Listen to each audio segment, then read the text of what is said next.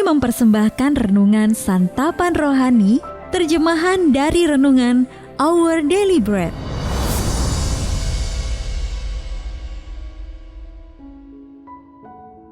Untuk menerima notifikasi video baru kami, silakan tekan tombol subscribe dan tanda lonceng di bawah ini. Sahabat ODB, pembacaan Alkitab hari ini terambil dari 2 Tesalonika pasal yang ketiga, ayat yang ke-6 sampai dengan ayat yang ke-13. 2 Tesalonika pasal yang ketiga, ayat yang ke-6 sampai dengan ayat yang ke-13. Tetapi kami berpesan kepadamu saudara-saudara, dalam nama Tuhan Yesus Kristus, supaya kamu menjauhkan diri dari setiap saudara yang tidak melakukan pekerjaannya dan yang tidak menurut ajaran yang telah kamu terima dari kami. Sebab kamu sendiri tahu bagaimana kamu harus mengikuti teladan kami. Karena kami tidak lalai bekerja di antara kamu dan tidak makan roti orang dengan percuma. Tetapi kami berusaha dan berjerih payah siang malam, supaya jangan menjadi beban bagi siapapun di antara kamu.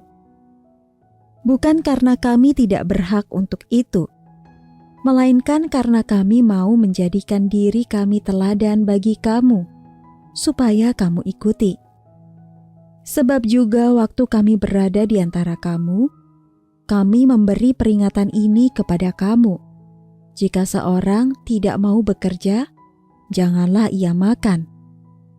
Kami katakan ini karena kami dengar bahwa ada orang yang tidak tertib hidupnya dan tidak bekerja, melainkan sibuk dengan hal-hal yang tidak berguna. Orang-orang yang demikian kami peringati dan nasihati dalam Tuhan Yesus Kristus, supaya mereka tetap tenang melakukan pekerjaannya, dan dengan demikian makan makanannya sendiri. Dan kamu saudara-saudara, janganlah jemu-jemu berbuat apa yang baik. Ayat mas renungan hari ini terambil dari 1 Korintus pasal yang ke-11 ayat yang pertama dalam terjemahan baru edisi kedua.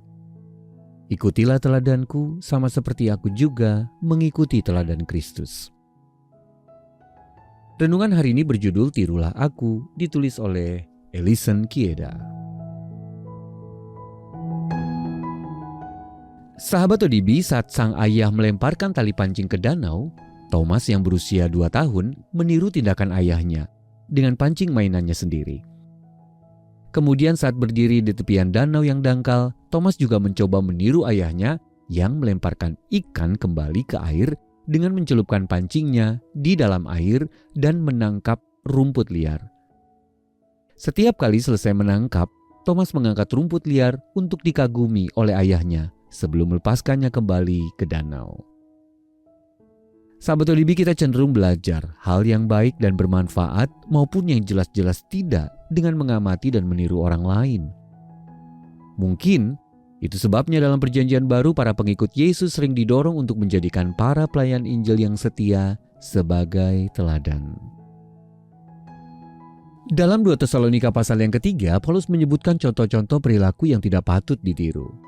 Seperti gaya hidup yang bermalas-malasan, tidak mau bekerja, dan sibuk mencampuri urusan orang lain. Dan menyuruh para pembacanya untuk meniru teladan integritas yang ada pada dirinya dan para pemimpin lainnya. Ia juga mendorong mereka, janganlah jemu-jemu berbuat apa yang baik.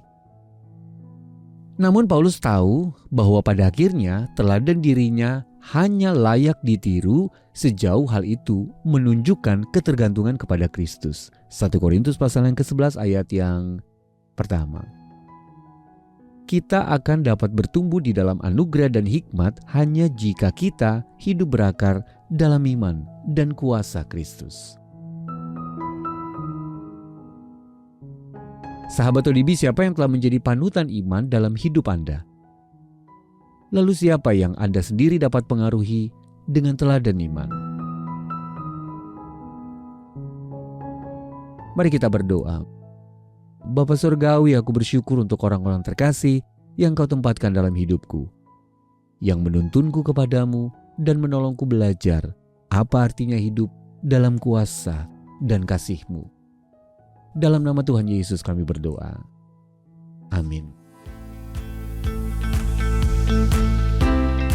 Mari mendukung pelayanan ini agar kami dapat menjangkau banyak jiwa dengan firman Tuhan yang sanggup mengubahkan hidup. Silakan scan kris yang tertera di layar untuk memberikan persembahan kasih. Tuhan Yesus memberkati.